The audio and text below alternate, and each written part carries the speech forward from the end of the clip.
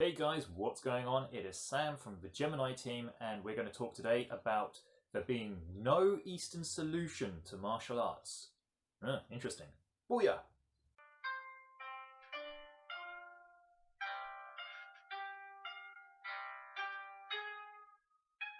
Right guys, as always, hope you're doing well and welcome to another video. So today we're going to be talking about the so-called Eastern solution of martial arts. So this video, essentially it's about martial arts do not just come from the Orient. I don't know, it's a bit un-PC to say Orient these days, but generically they don't come from the East, so to speak. People seem to have this misconception, especially people who are not involved in martial arts, that when you say China, when you say Japan, when you say Korea, a lot of people don't even know where Korea is, let alone a lot of people don't even know that Korea exists.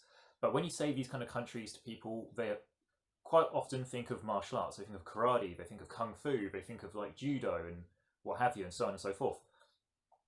But I think a lot of people don't understand and don't even appreciate, and a lot of martial artists don't understand or appreciate, that actually martial arts do not come from a specific region, and they certainly do not just come from the East.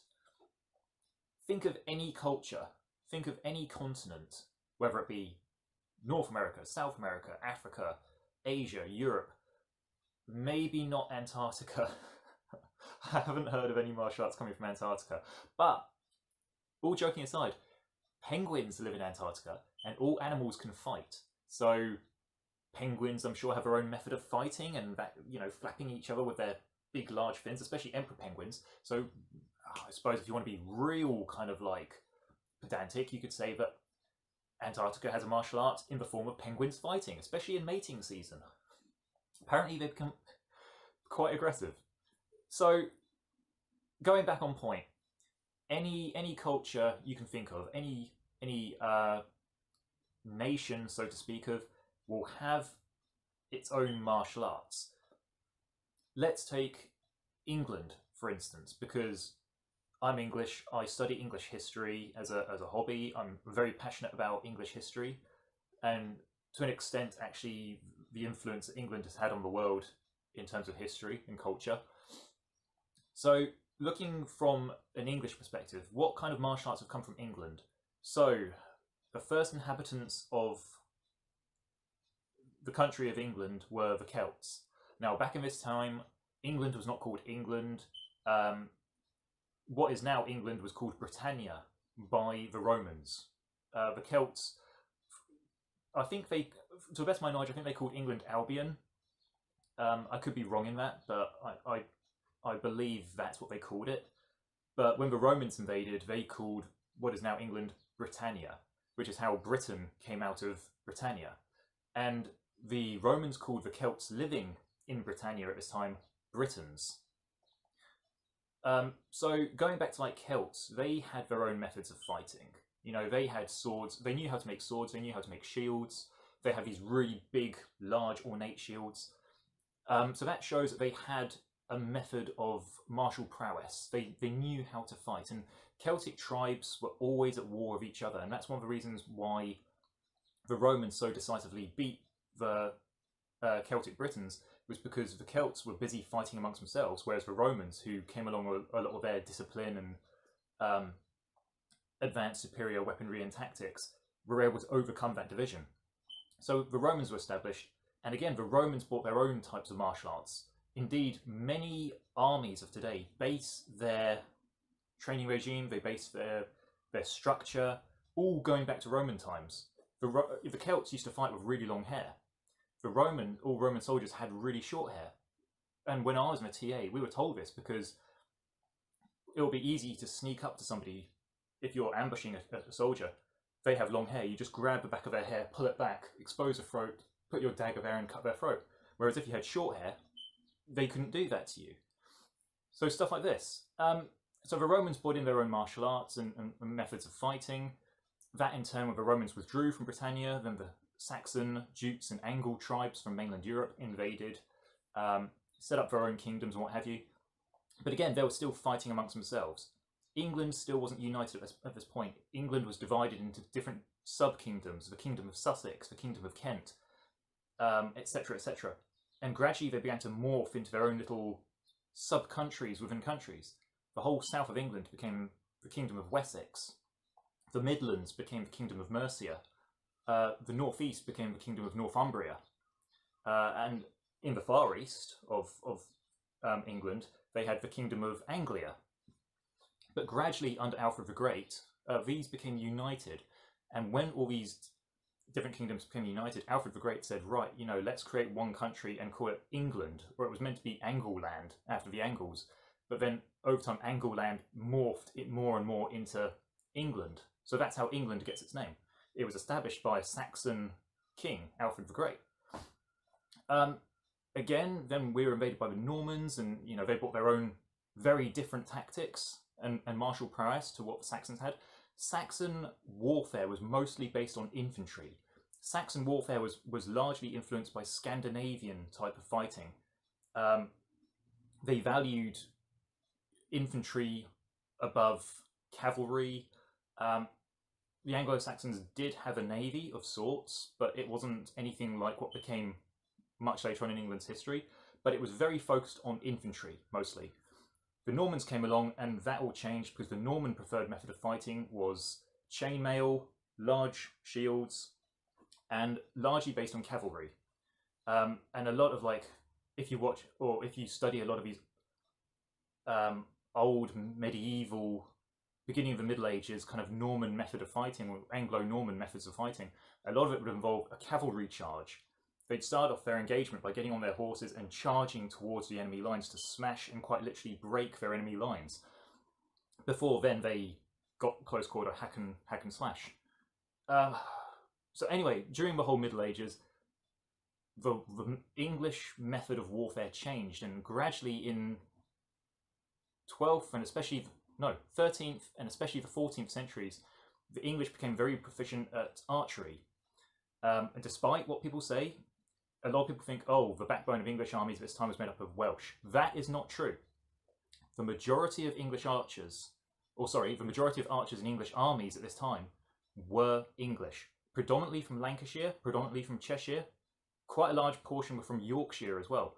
It's a myth that the Welsh were the most proficient with the longbow. As a matter of fact, it was actually the English. But we're getting a little bit into politics involving that. And I can talk about that on another video if you want, but that doesn't matter. What matters in this video is that English martial arts could then be said to include arts such as longbow, or usage of the longbow. It was a martial art. There was an art to using the longbow. It wasn't a simple case of just picking up a stick, putting some string to it, pulling it back and letting it go. There was a whole art behind mastering the longbow. And apparently it took 7 years for somebody to become proficient with a longbow. What else did we have? We had, in the early days, we had quarterstaffs. We had broadsword, especially like if you look at films. I know it's a film, it's not historically accurate, but stuff like Braveheart, that was the late 13th century. Broadswords were one of the most common swords around. They were huge, they were heavy. It took a huge amount of skill to use one of these swords. Stuff like this, all these other weapons that we had, pole axes, halberds, misery cords, etc. They all involved skill, and they weren't just a case of simple hack and slash. You had to know how to use them properly to make the most out of them. But point being, these were all martial arts. They all came around in England and Europe. Obviously there's going to be crossover influence as well. So those were the European martial arts. Now, a lot of people would say, well, they're not real martial arts because they don't use unarmed combat. Yeah, there could be some realism to that, but then that just kind of shows that you're assuming a martial art has to be a martial art if it's unarmed. Why would you want to fight somebody unarmed? And this is another thing, like historically, martial arts probably started off weapon-based and then gradually transitioned to open hands. Because if you're living in an age like the Middle Ages where life and death was an everyday occurrence, you went down the road and you were probably going to get mugged and attacked by robbers and muggers and thieves and bandits and outlaws. You weren't going to stand there and like punch them to death. You would take like your quarterstaff, your walking staff that you'd walk along the roads with. Sorry, that's my impression of putting a staff on the ground and pulling yourself along. you turn that into a weapon and clobber somebody with it. So it actually makes a lot more sense that martial arts are predominantly weapon-based as opposed to open hand-based. But then you could get some people saying, oh yeah, but you know, all these English and European martial arts, they don't have like a real name. Well, some of them do. Some European martial arts do have names. Some don't. But what those people are basically trying to say is that these European martial arts are not codified in the same way that Eastern martial arts are. Let's take karate. Traditionally, you wear a gi.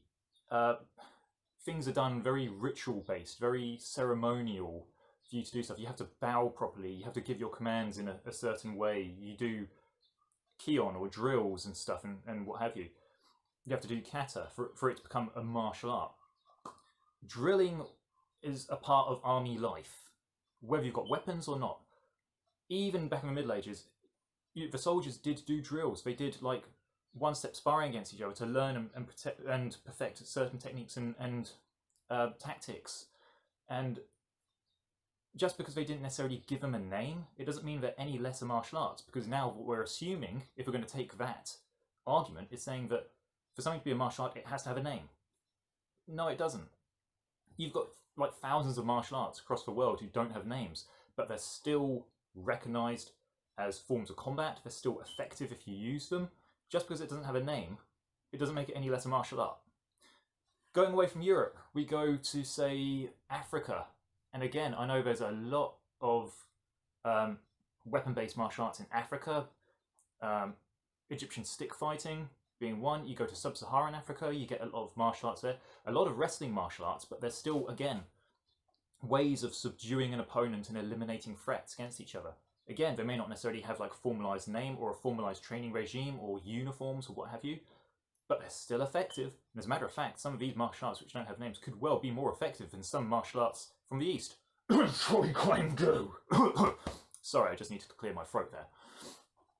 Again, going to say New Zealand, the Maoris. Now, the Maoris did have a martial art.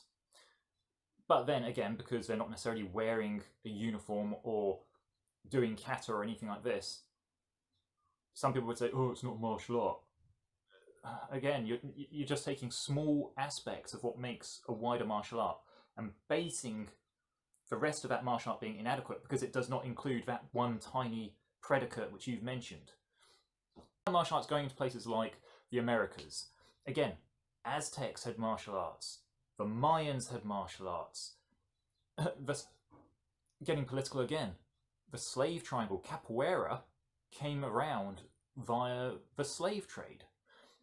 Going into like the North Americas, various different Indian tribes or Native American tribes all had their own forms of combat and fighting. They had their own weapons. There was different ways to use different weapons, and you had to learn those different ways to use those different weapons.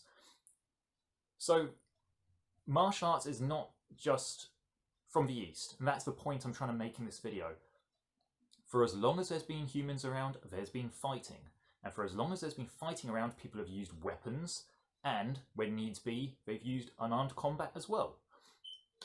Even in today's day and age, you could say martial arts are a lot more modern, say like armed forces.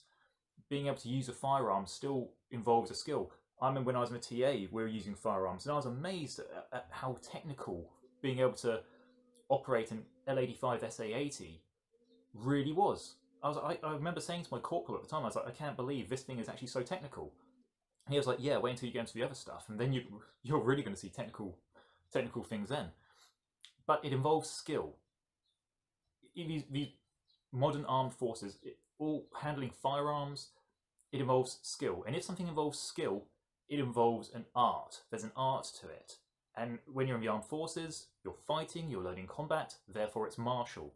So using this logical concept, armed forces are modern martial arts. And I don't think anybody can really argue effectively against that. So anyhow, that is the video for today. Once again, comment section down below, please use it, because this is a subject actually I'm quite passionate about, and I'd like to hear other people's thoughts. I'd like to hear thoughts where people may disagree with what I have to say, because then if you disagree, put your thoughts down below. I can read them, and then I can actually look at them and think, actually, you know what, I didn't think about that. And then I'm learning something, which is great, because I like learning. In the meantime, guys, thank you for watching. Stay safe, train hard, keep listening to 9 Inch Nails because they're the best band around, and I'll see you all in the next video. Booyah!